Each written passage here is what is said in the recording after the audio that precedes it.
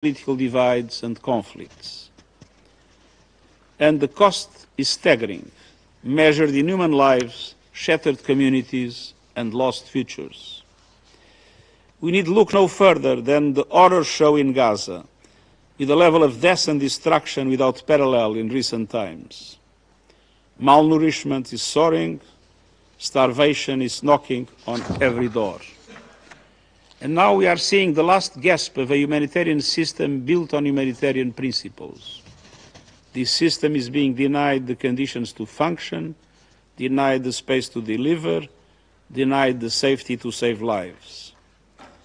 With Israeli military operations intensifying and new displacement orders issued in Deir al-Balah, devastation is being layered upon devastation. I am appalled that UN premises have been struck, among them facilities of the UN Office for Project Services and the World Health Organization, including WHO's main warehouse. This is despite all parties having been informed of the locations of these UN facilities. These premises are inviolable and must be protected under international humanitarian law without exception. From Gaza to Ukraine, from Sahel to Sudan, Haiti and Myanmar, and many other parts of the world, conflict is raging, international law is being trampled, and anger and displacement are at record levels. And terrorism, violent extremism, and transnational crime remain persistent scourges, pushing security further out of reach. Diplomacy may not have always succeeded in preventing conflicts, violence, and instability, but it still holds the power to stop them. Mr. President, peace is a choice, and the world expects the UN Security Council to help countries make this choice. This Council is at the center of the global architecture for peace and security. Its creation reflected a central truth. Competition between states is a geopolitical reality, but cooperation, anchored in shared interests and the greater good, is the sustainable pathway to peace, to global problems. For example, today marks 3 years since the signing of the Black Sea Initiative and the Memorandum of Understanding with the Russian Federation, efforts that show that we can achieve through mediation and the good offices of the United Nations, even during the most challenging moments. And we've seen many other recent examples. From the Seville Conference on Financing for Development, to the Oceans Conference in Nice, to the agreement on marine biological diversity of areas beyond national jurisdiction and the Cybercrime Treaty, to the Pact for the Future adopted last year. The Pact in particular demonstrates a clear recommitment by the world to strengthen the United Nations collective security system. Drawing from the new agenda for peace, it prioritizes preventive diplomacy and mediation, all areas where this Council can play a vital role. As we look to the theme of today's debate, I see 3 areas where we can live up to the Pact's call to renew our commitment to, and the world's faith in, the multilateral problem-solving architecture. First, this Council's members, in particular its permanent members, must continue working to overcome divisions. The majority of situations on the Security Council agenda are complex and resist quick fixes. But even in the darkest days of the Cold War, the collective dialogue and decision-making in this Council underpinned a common and effective system of global security, one that successfully developed a range of peacekeeping missions, one that opened the door for vital humanitarian aid to flow to people in need, and one that helped prevent a third world war. I urge you to summon this same spirit by keeping channels open, continue to listen in good faith, and working to overcome differences and building consensus. We must also work to ensure that this Council reflects the world of today, not the world of 80 years ago.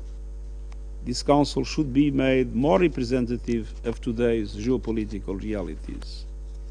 And we must continue improving the working methods of this Council to make it more inclusive, transparent, efficient, and accountable. I urge you to continue building consensus to move the intergovernmental negotiations forward. Second, this Council must continue strengthening cooperation with regional and sub-regional partners. The landmark adoption of Security Council Resolution 2719, supporting African Union-led peace support operations through assessed contributions, is a good example of how we can join efforts with regional organizations to support more effective responses. I also commend this Council's steps to strengthen and rebuild regional security frameworks to encourage dialogue and advance the peaceful settlement of disputes. It's a good example of how we can join efforts with regional organizations to support more effective responses. I also commend this Council's steps to strengthen and rebuild regional security frameworks to encourage dialogue and advance the peaceful settlement of disputes. Troisièmement. And third, member states must honor their obligations under international law, including the UN Charter, international human rights law, and international humanitarian law.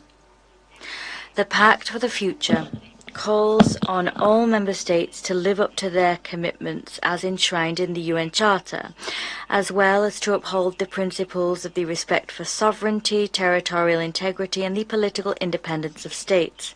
All of these principles are grounded in international law and are buttressed by a commitment to prioritize prevention of conflict and the peaceful settlement of disputes through dialogue and diplomacy. The Pact for the Future also recognizes the critical contribution made by the International Court of Justice, which celebrates its 80th anniversary next year. Mr. President, as we mark the 80th anniversary of our organization and of the charter that gave it life and shape, we must renew our commitment to... से मुताल्लिक़ अक़वाम मुत्तहिदा की सलामती council में नायब वज़ीर आज़म इसहाक़ डार की ज़ेरे सदारत मुज़ाकरा जारी है। सेक्रेटरी जनरल अक़वाम मुत्तहिदा ख़िताब कर रहे थे। आइए देखते हैं प्रोग्राम का बकिया हिस्सा।